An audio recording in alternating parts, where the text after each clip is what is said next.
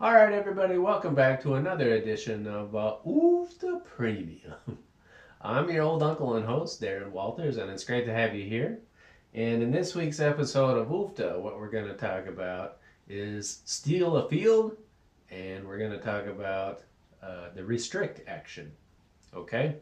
So, what are we talking about? Steal a field is something I kicked around for a very long time, but I wasn't sure how to incorporate it into gameplay or figure it out.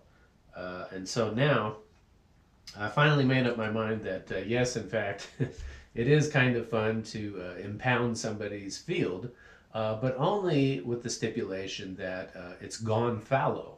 The field has not been productive for the player during the game. And so, what we're trying to do is we're trying to say, hey, if you don't do something productive, we're going to take that stuff from you. Okay? All right, and so bearing that in mind, how does this happen? Well, what we're going to say is, let's say I have a field here. You know, I've got all my fields turned over, like so. And I've got a nice variety of crops on it. Now, we got some squash here, we got some spinach here, over here we got some peas. Okay, and so that's looking very good, but I do have one field that remains untouched, right? And so the game progresses farther along, and I've harvested on several fields. And yet, lo and behold, I still have a field here that has no crop on it. So now I'm kind of in a spot because the deal is there's a time reference.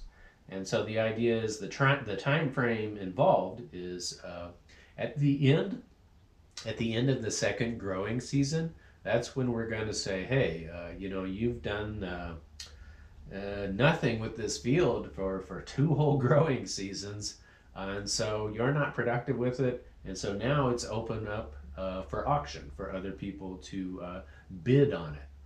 And I'm not sure how that process is going to work. What can you bid with? You can probably bid with the crops that are available in your weight cue tray. You could probably bid for them with the money. Maybe you could even bid with equipment, right? Or maybe some combination of all three.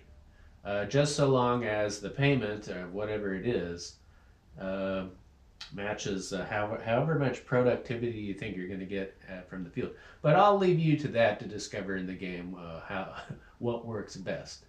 But yeah, having an extra field is very cool. You can do this with anyone who falls behind and leaves a field with no crop on it. So that's just one more thing that you can pay attention to as the game unfolds, and you can notice what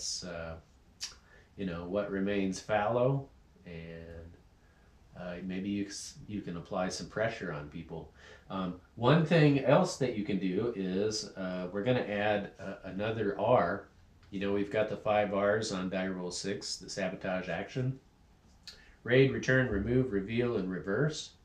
And we're going to say we're going to add one more, which is restrict.